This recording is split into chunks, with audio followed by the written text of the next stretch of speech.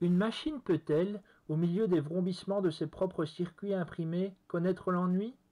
En tout cas, c'était un sentiment approchant qui occupait le cœur de silice de la sonde de Nice, effectuant alors sa mission lancée à une vitesse constante de 1124 rêves secondes dans un espace désespérément vide et pourpre. Oh, bien sûr, elle rencontrait parfois, dans son long pèlerinage, une météorite ou deux, ou encore une planète habitée ou deux pour en rompre la monotonie.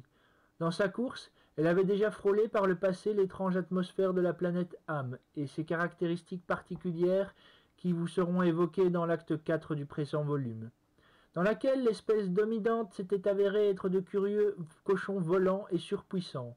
Mais le fait qu'elle ne pouvait pas s'y arrêter, programmation linéaire oblige, ne faisait qu'augmenter la mélancolie numérique de la sonde.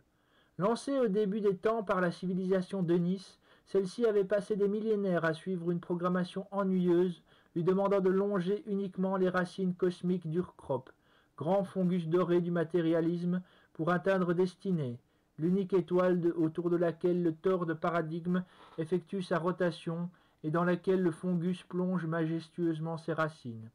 Perdu, n'hésitez pas à vous référer aux plans fournis en annexe dans le présent volume également. La raison de l'existence de la sonde, la race de Nice, ses créateurs, était un peuple ancien et curieux, dans tous les sens du terme. De tout temps, désirant définir les limites de leur monde, ils avaient envoyé des ballons météo toujours plus haut dans le ciel violet, mais ceux-ci n'enregistraient toujours aucune limite à paradigme.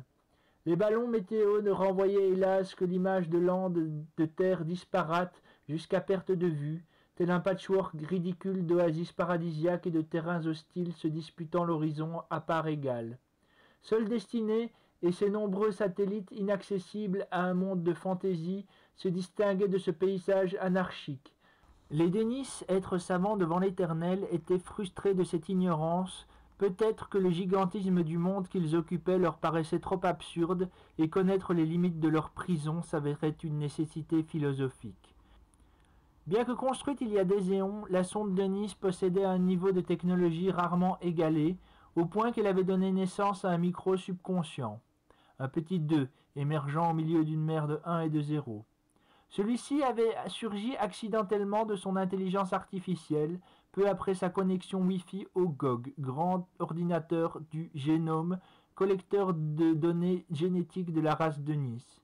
Au cœur de ces microsondes, comme le ferait un homme survolant un album photo, la sonde repassait avec nostalgie la bande mémoire de sa mise en service. C:/C:/CDGOG C:/gog/ C:/dire qui suis-je C:/gog/ information de l'appareil. Ouverture du fichier, information de l'appareil. Nom de l'appareil, Rodman. Processeur, poisson cosmique du grand ordre gravé. Mémoire RAM installée, 1093 tétraoctets. Programmateur Gurtson. Réponse insatisfaisante. C:/gog/dir/p/. Je recherche de la définition de je. Réponse trouvée. Je.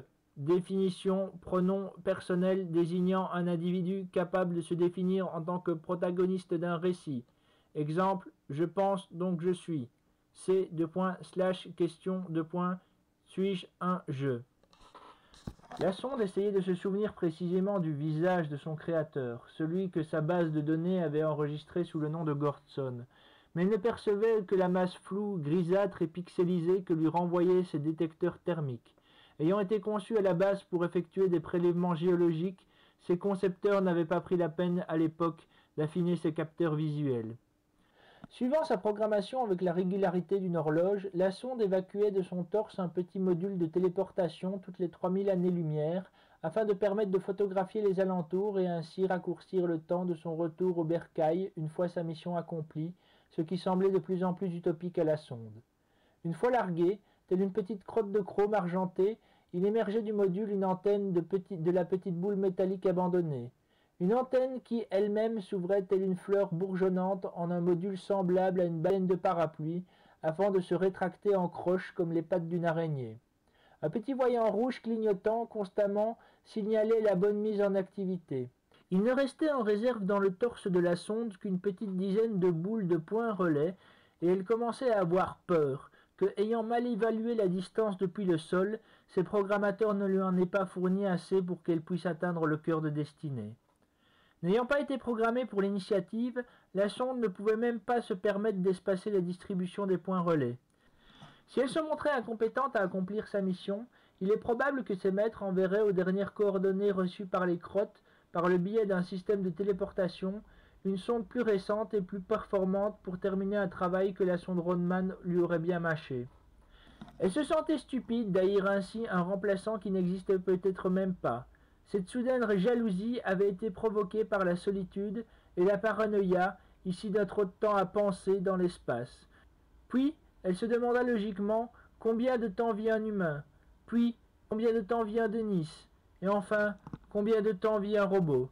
Étant partie depuis si longtemps, elle commençait même à se demander si ses maîtres étaient encore là pour réceptionner les données qu'elle leur envoyait mécaniquement par le biais des micro-crottes.